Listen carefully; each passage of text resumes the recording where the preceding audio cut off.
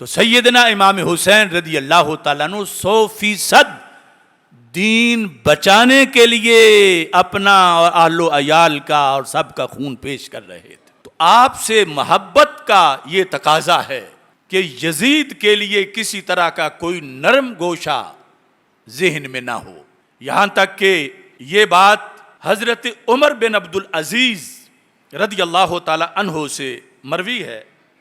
ذہبی کی تاریخ الاسلام بڑی تاریخ ہے، بہت زیادہ اس کی جلدیں ہیں. ہر سال کے لحاظ سے شروع سے لے کر اپنی زندگی تک انہوں نے لکھا، یعنی رسول اکرم صلی اللہ علیہ وسلم کی ہجرت سے لے کر تو 61 ہجری سے لے کر 80 ہجری تک کے جو واقعات ہیں اس کے اندر انہوں نے لکھا سند کے ساتھ. نوفل بن ابی الفرات ان کا یہ قول ہے اور ان تک امام ذہبی نے اپنی سند لکھی ہے. اور دوسری طرف یہ قول ابن حجر السوائق محرقہ کے اندر لکھا ہے اور اس میں صفحہ نمبر 332 ہے. اور یاد رکھیں یہ وہی عمر بن عبدالعزیز ہیں جو بنی امیہ سے تعلق رکھتے ہیں. یہ بھی ذہن میں رکھیں کہ قبیلوں میں اچھے برے لوگ ہوتے رہتے ہیں.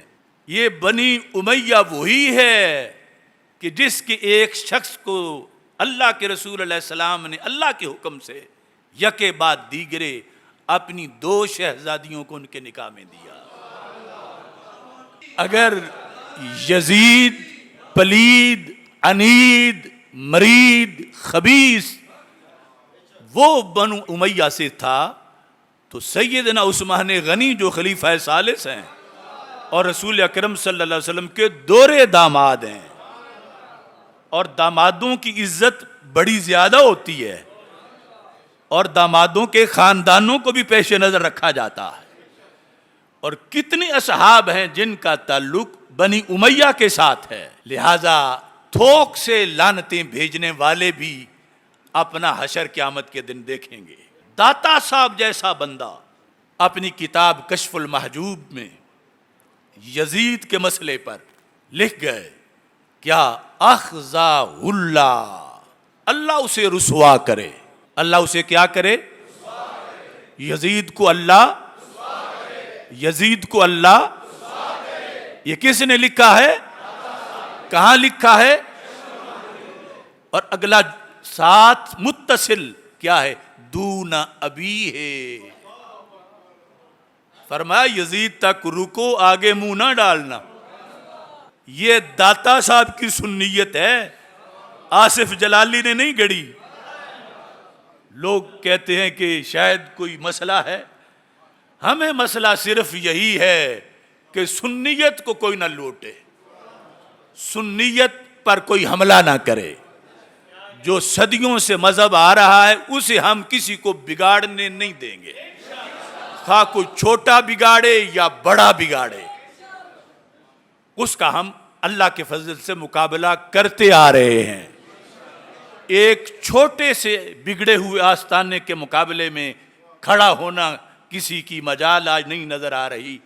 اللہ کے فضل سے ہم نے ہزاروں بگڑے ہوئے کے مقابلے میں کلمہ حق بلند کیا ہے.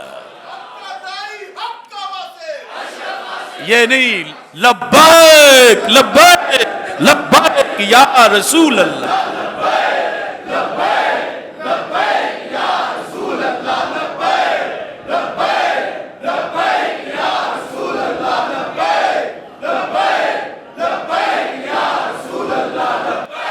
اب دیکھیے سند کے ساتھ نوفل کیا کہتے ہیں؟ کنت عند عمر بن عبد العزیز، میں حضرت عمر بن عبدالعزیز رضی اللہ تعالی عنہ کے پاس تھا، بیٹھا تھا. جن کو روافض بھی آ کے گاڑیوں میں کچھ چھوٹ دے جاتے ہیں کبھی، لیکن ان کا تو مذہبی گالیاں دینا ہے.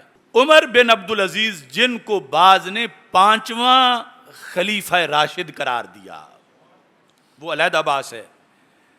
فذکر رجل، راوی کہتا ہے میں ان کے پاس بیٹھا تھا. کن کے پاس؟ حضرت عمر بن عبدالعزیز کے پاس. تو کیا ہوا؟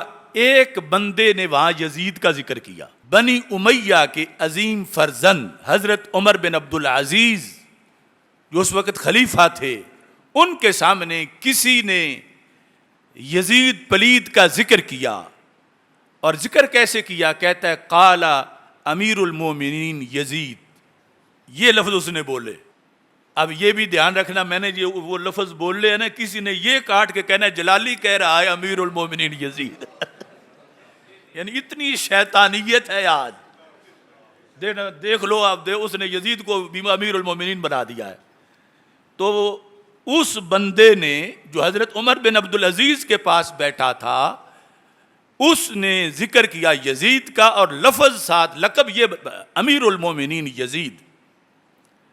فقال، تو حضرت عمر بن عبدالعزیز نے کہا تقول امیر المومنین، کہ تو اس گندے کو امیر المومنین کہہ رہا ہے؟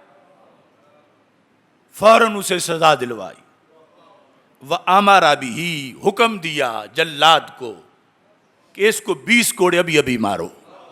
فَضُرِبَ 20 صَوْتًا، بنی امیہ کے اس عظیم فرد نے یزید کو امیر المؤمنین کہنے والے کو 20 کوڑے مروائے۔